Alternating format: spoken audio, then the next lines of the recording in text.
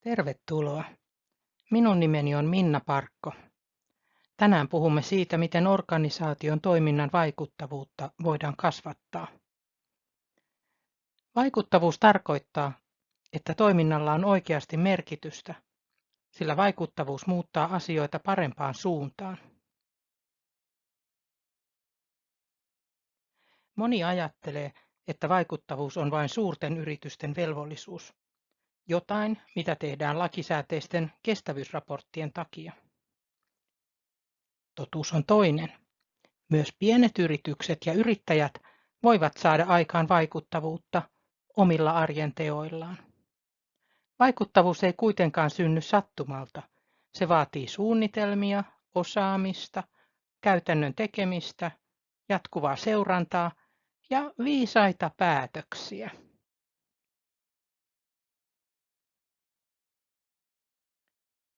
Kaikenkokoisten organisaatioiden toiminnan vaikuttavuuden kasvattamiseksi on kehitetty menetelmä, jota kuvataan vaikuttavuuslinnulla. Linnun pää on ensimmäinen vaihe, jossa tehdään strateginen linjaus siitä, miksi ja mitä tehdään. Linnun siivet ovat toinen vaihe, jossa suunnitellaan, kuka ja miten tekee. Linnun vartalo kuvaa kolmatta vaihetta, joka on käytännön toteutus. Linnun pyrstö kuvaa neljättä vaihetta, joka on toiminnan tarkistaminen ja kehittäminen. Kun nämä 4 vaihetta toimivat yhdessä, syntyy todellista muutosta ja vaikuttavuutta. Seuraavaksi käymme läpi tämän 4-vaiheisen menetelmän vaihe vaiheelta.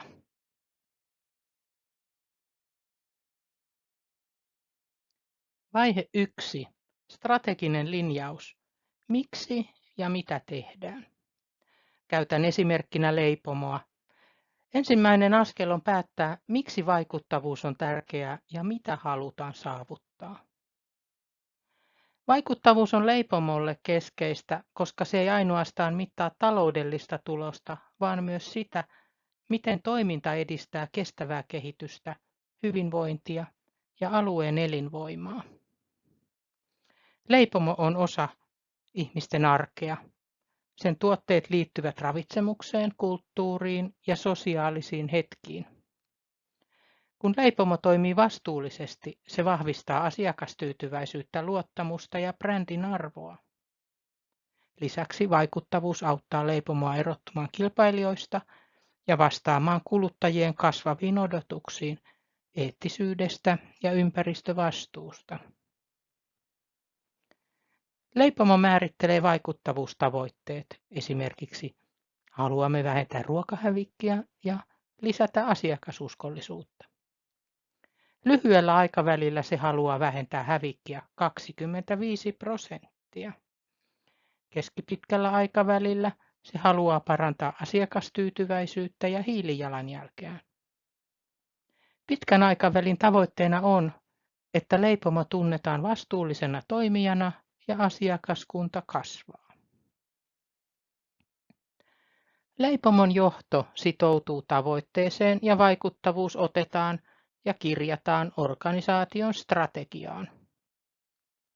Tämän jälkeen leipomo kartoittaa ongelmat ja kuuntelee sidosryhmiä.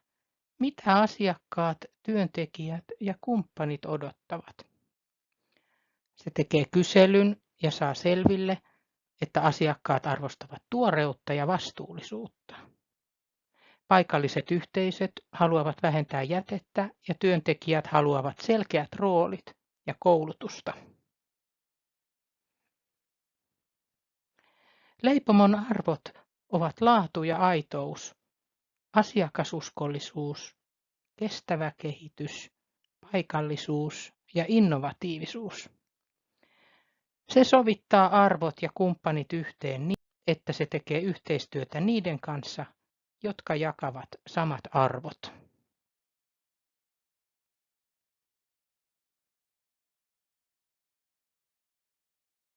Vaihe 2. Kyvykkyys. Kuka ja miten tekee? Kun suunta on selvillä, Leipomo laatii toimintamallin, jolla se pystyy varmistamaan tuloksellisuuden ja vaikuttavuuden jatkuvasti. Leipomoon perustetaan ydintiimejä ja määritetään vastuuhenkilöille selkeät roolit hävikin ja asiakaskokemuksen hallintaan. Se ottaa käyttöön hävikin seurantaohjelman ja järjestää henkilöstölle kestävän kehityksen käytäntöjen ja asiakaspalvelun koulutusta. Leipomo laatii selkeän arviointimallin, joka otetaan käyttöön heti alussa. Siinä kuvataan, miten mitataan onnistumista, miten hävikki raportoidaan ja millainen on kierrätysprosessi.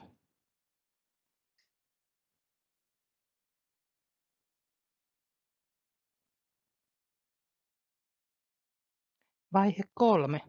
Toteutus ja kulttuurin juurruttaminen. Mitä tehdään käytännössä?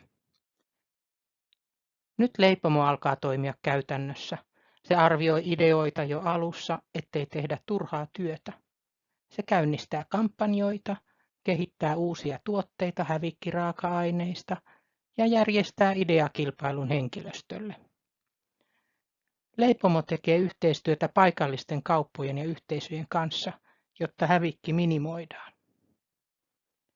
Leipomo vaikuttaa koko arvoketjuun ja se näkyy hankinnoissa, kuljetuksissa ja kaikissa työpaikan arjen käytännöissä. Vaikuttavuus juurtuu leipomon arkeen. Se ei ole erillinen projekti, vaan osa jokaisen työtä.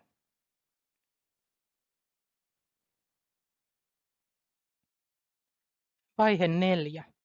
Mittaaminen ja kestävä laajentaminen. Toiminnan tarkistaminen ja kehittäminen. Viimeinen vaihe on seurata tuloksia ja parantaa toimintaa. Leipomo hyödyntää dataa ja teknologiaa raportointityökaluissaan. Sillä on 2 mittaria, hävikin määrä kiloina ja asiakastyytyväisyys. Se mittaa puolen vuoden välein hävikin määrää kiloina. Tavoitteena on vähentää sitä 2 vuoden aikana 25%. Se mittaa asiakastyytyväisyyttä vuoden välein. Tavoitteena on parantaa sitä äärimmilleen. Pitkällä aikavälillä leipomon vaikuttavuus näkyy siinä, että se tunnetaan vastuullisena yrityksenä ja houkuttelee uusia asiakkaita hyvällä asiakastyytyväisyysarvollaan. Tarvittaessa leipomo tasapainottaa mittareita ja huomioi myös negatiiviset vaikutukset. Se alkaa myös aktiivisesti ennakoimaan tulevaa. Mitä tapahtuu, jos lait muuttuvat tai markkinat muuttuvat? Leipomo varmistaa säännöllisesti, että vaikuttavuus on myös taloudellisesti kannattavaa. Näin toimien leipomo näkee, mikä toimii ja mikä pitää muuttaa. Jos jokin toiminta ei tuota tulosta, se korjataan nopeasti.